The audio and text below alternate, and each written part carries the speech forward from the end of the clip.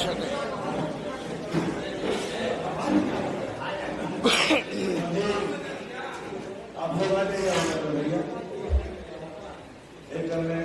पूर्ण रूप में आप लोग प्रेस कॉन्फ्रेंस भवन में उपस्थित हुए हैं।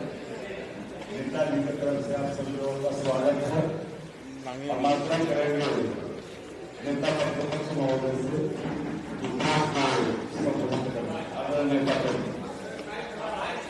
देखिए, सभी हमारे पत्रकार साथियों, आज आप सब लोगों को प्रेस वार्ता के लिए बुलाया गया है। अति महत्वपूर्ण बिंदु को लेकर के और गंभीर विषय को लेकर के बिहार में बदहाल स्वास्थ्य व्यवस्था और बेलगाम विधि व्यवस्था को लेकर के ये प्रेस कॉन्फ्रेंस आप लोगों को बुलाया गया है। और आप सब लोग जान रहे हैं कि बिहार के स्वास्थ्य मंत्री मंगल पांडे जी ने ऐसा ग्रहण लगाया है बिहार के स्वास्थ्य व्यवस्था पर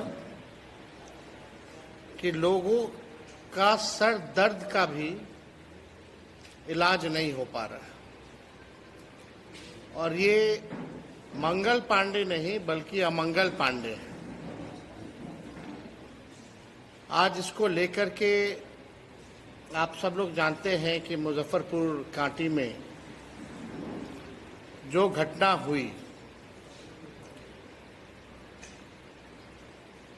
मुजफ्फरपुर के कुर्दी में जो घटना हुई, उसके बाद जिस प्रकार से उनके परिजनों का मृतक जो बच्ची थी, उनके परिवार का जो शिकायत कि चरमराया स्वास्थ्य व्यवस्था को लेकर के उन्होंने पोल खोला और ये पूरे बिहार में ये स्थिति बनी हुई है।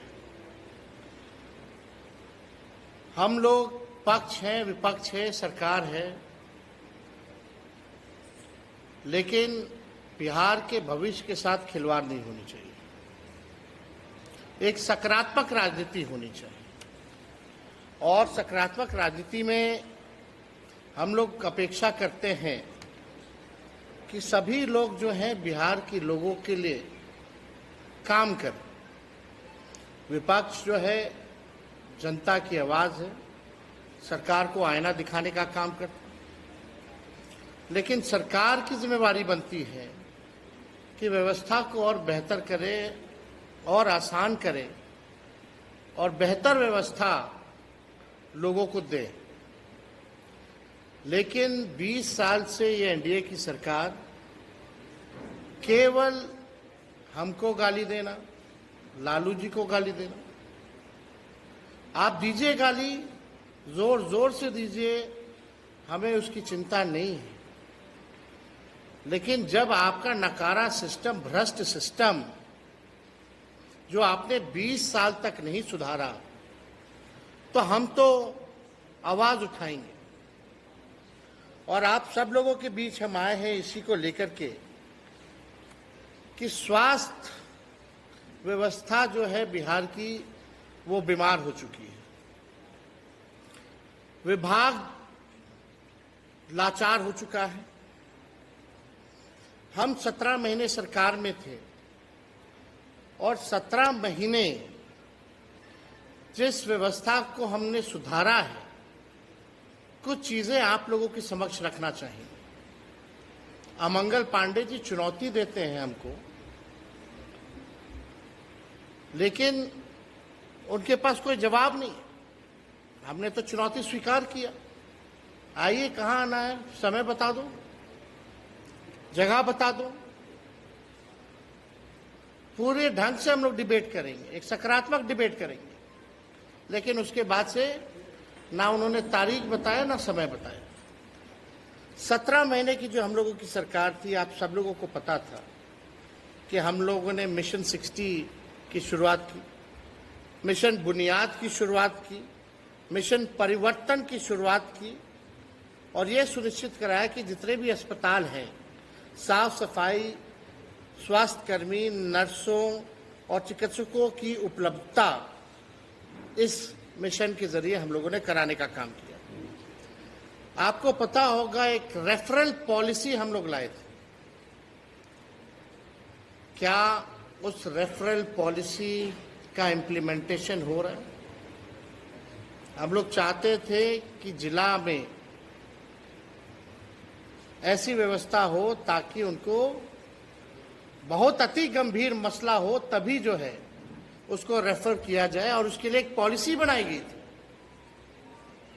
तो जो घटना कुर्दी का हुआ, मुजफ्फरपुर में पहले इलाज हुआ, फिर पटना रेफर किया गया। पटना रेफर किया गया तो 4-5 घंटे लगे, और इसी चलते उस बच्ची की जान चली गई। क्या रेफरल पॉलिसी जो हम लोगों ने बनाया था, क्या उसका पालन किया जा रहा है? जिलाओं के अस्पतालों में विशेषज्ञ डॉक्टरों की नियुक्ति हम लोगों ने कराने का काम किया। स्वास्थ्य उपकरण की उपलब्धता हम लोगों ने कराई। दवाएं जो 278 फ्री में मिला करती थी, हमारे आने के बाद 611 मुफ्त में दवाएं जो है मिलने लगी। और यही नहीं, जो लापरवाह डॉक्टर थे, देश के इतिहास में किसी राज्य में एक साथ 700 डॉक्टर का बर्खास्त किसी और सरकार ने नहीं किया, बल्कि वैसे डॉक्टर जो 10 साल से 5 साल से जो अस्पताल नहीं आते थे, काम पे नहीं आते थे, उसको ले जाकर के कैबिनेट से हमने 700 डॉक्टरों को हमने जो है बर्खास्त करने का काम किया। आज क्या व्यवस्था है? आपको ऑन रिकॉर्ड बताएंगे कि क्या इन लोगों का सिंडिकेट है, इन लोगों का माफिया कैसे स्वास्थ्य विभाग में चलता है, किस प्रकार से रिटायर्ड डॉक्टरों को रखा जाता है, उनसे काम लिया जाता है। हमारे पास कई उदाहरण भी है। लेकिन उससे पहले हम लोगों ने पब्लिक हेल्थ कैडर लाया था, जिसमें 1,60,000 लोगों की बहाली होनी थी। हम कैबिनेट भी ले गए, मुख्यमंत्री जी द्वारा रोका भी गया।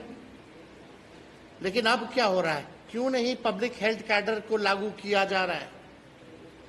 जहां डॉक्टरों की, नर्सों की, स्टाफों की, सबकी भर्ती होनी थी, ताकि कोई चीज में कमी ना रहे, मरीजों को इलाज हो जाए, चाहे टेक्नीशियंस हों, उनकी उपलब्धता हो, नर्सेज, डॉक्टर्स, जो भी जरूरत की चीजें अस्पताल में होनी थी, उसके लिए हम लोगों ने पब्लिक हेल्थ कैडर लाने का काम किया।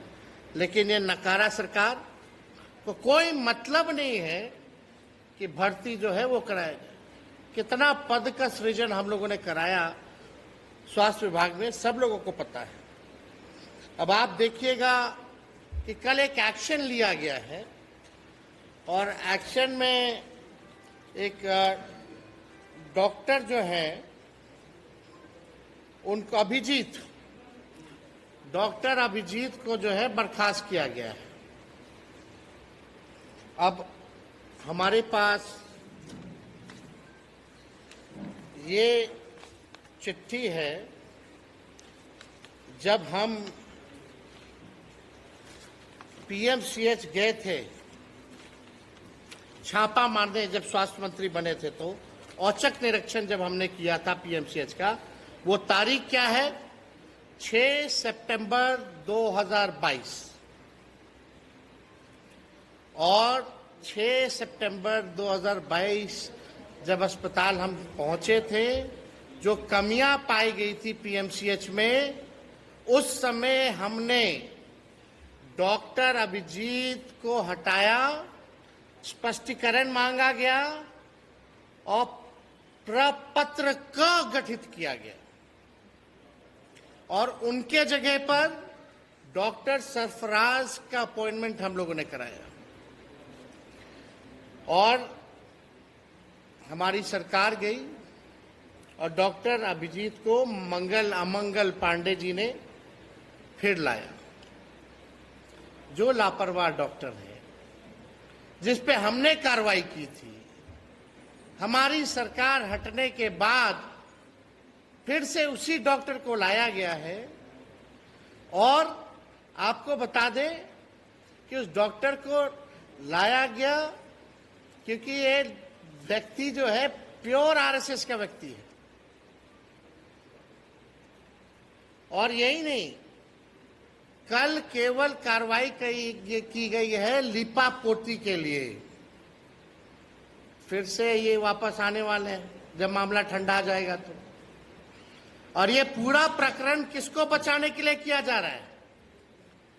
ये पूरा प्रकरण डॉक्टर आईएस ठाकुर, जो मेडिकल सुपरिटेंडेंट है, रिटायर्ड व्यक्ति है पीएमसीएच का, उसको बचाने के लिए ये दिखावटी कार्रवाई की गई है। डॉक्टर आईएस ठाकुर 31 जनवरी 2024 को रिटायर्ड हो गए और महागठबंधन की सरकार गिरी 28 जनवरी को 2024 को। और आईएस ठाकुर को फिर से एक्सटेंशन दे दिया गया 1 फरवरी 2024 को। यानी हमारी सरकार गिरी 28 जनवरी को और 1 फरवरी को, यानी उनके रिटायर्ड हुए 31 जनवरी को। बिना स्वास्थ्य मंत्री, उस समय डिपार्टमेंट भी तय नहीं था, सीधे मुख्यमंत्री ने साइन किया इसके एक्सटेंशन को लेकर के। और ये इसलिए हो रहा है, आपको हम बता दें, क्योंकि जब तक 5,000 करोड़ का पीएमसीएच बिल्डिंग बनेगा, जब तक बनता रहेगा, किसी की मजाल नहीं है आईएस ठाकुर को बदल सके। ये आप नोट कर लीजिएगा। ये 5,000 करोड़ का जो पीएमसीएच बन रहा है, क्या रिटायर्ड व्यक्ति, इसमें क्या खूबी है भाई? इनके अलावा कोई पीएमसीएच ही नहीं चला सकता? और कोई काबिल लोग नहीं है क्या इनके अलावा कि जो है पीएमसीएच चला सके? तो ये पूरा जो कवायद आप देखिएगा, ये पूरा कवायद इनको बचाने के लिए चल रहा है। अब हमारे पास देखिए प्रमाण भी है। आप लोग बोलिएगा कि भाई कैसे कैसे। ये डॉक्टर अभिजीत को जब हमने हटाया था, कार्रवाई की थी, उसका विरुद्ध जो आरोप पत्र जो गठित किया गया था, ये उसका चिट्ठी है, नोटिस है। सारा एविडेंस के साथ हम लोग जो है बात कर रहे हैं। और एक अखबार में ये भी निकाला गया कि पीएमसीएच ने उप मुख्यमंत्री के निरीक्षण के 9 दिन बाद मांगा स्पष्टीकरण। आप देखिएगा, अब ये डॉक्टर सरफराज का अपॉइंटमेंट, जब डॉक्टर अभिजीत को हटा करके डॉक्टर सरफराज को जब हमने रखा था, तो इसका अपॉइंटमेंट भी है। और तीसरा, जो आईएस ठाकुर को एक्सटेंशन मिला, जो डायरेक्ट मुख्यमंत्री जी से कराया गया था, ये उसका भी नोटिफिकेशन हमारे पास। अब अभिजीत जी के खिलाफ जो आरोप पत्र है, ये सारा जो नोटिस है हम आप लोगों को उपलब्ध भी करा देंगे कि ये सिस्टम जो है कैसे जो है चल रहा है। ये बदहाल व्यवस्था, मतलब आप समझिए कि मंगल पांडे जी ने अमंगल कर दिया। ये बंगाल के बीजेपी के प्रभारी भी हैं, बिहार में कम ध्यान है, अब बंगाल में ज्यादा नेता विरोधी बन करके वहां ज्यादा गाली देने का काम करते हैं वहां की सरकार को। अपना काम नहीं देख रहे, अपनी जिम्मेदारियों को नहीं देख रहे। बिहार कम, बंगाल ज्यादा। ये पूरा ये कॉकस सिस्टम भ्रष्ट लोगों का, रिटायर्ड लोगों का बिहार में चलाया जा रहा है। जब हम कार्रवाई कर रहे थे, आपको भी पता है, एनएमसीएच में जब हम गए थे डेंगू के समय, वहां के एक डॉक्टर को पता नहीं था कि भाई डेंगू वार्ड, मेडिकल सुपरिटेंडेंट जो थे वहां के, उनको ये नहीं पता था डेंगू वार्ड कहाँ है। हमने जब कार्रवाई की तो पूरा एसोसिएशन हमारे खिलाफ था, लेकिन हम झुके नहीं, कार्रवाई किए। और हमारे हटते ही वही व्यक्ति एनएमसीएच में वापस आ गया, चाहे पीएमसीएच हो, एनएमसीएच हो। जिन जिन लोगों पे हम लोगों ने कार्रवाई की, वो पुराना सब लोगों को सरकार हटते ही 1-2 दिन भी नहीं, मंत्री का विभाग भी तय नहीं हुआ, मुख्यमंत्री से सब लोग जाके करा लिया। इतना भी विलंब नहीं था, ये सारा काम कराया। तो ये स्वास्थ्य विभाग पे ये जवाब देना चाहिए इन लोगों को कि जो बातें हम रख रहे हैं वो सत्य है कि नहीं है, इनको जवाब देना होगा। लोग बेबस हैं, किसी से भी पूछे, लोगों को पीएमसीएच हो, आईजीएमएस हो, बेड नहीं मिलता है। अब बेड क्यों नहीं मिलता है, लोगों का कहना है। लोग ये कहते हैं कि मंत्री जी तक जो है ये बात जाती है, और मंत्री जी के स्टाफ सब बेड बेचने का काम करते हैं, जरूरतमंदों को बेड नहीं मिल पाता। ये कैसा सिस्टम है?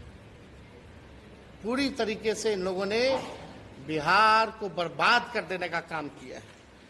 अब आइए, चारों तरफ लूट, रंगदारी, बलात्कार, हत्या ही है बिहार में। पूर्णिया हो, सीतामढ़ी हो, भागलपुर हो, अकेले मुजफ्फरपुर में अनेक बलात्कार की घटनाएं, बल्कि हत्या की जाती है बलात्कार के बाद। बक्सर में 10 से अधिक हत्याएं, छपरा में विगत 4-5 दिनों में 14 से 15 हत्याएं, आरा में गोली मार में 3 लोगों की हत्याएं, कल भी आरा में 2 लोगों की हत्याएं हुई, छपरा में 2 की हत्या हुई,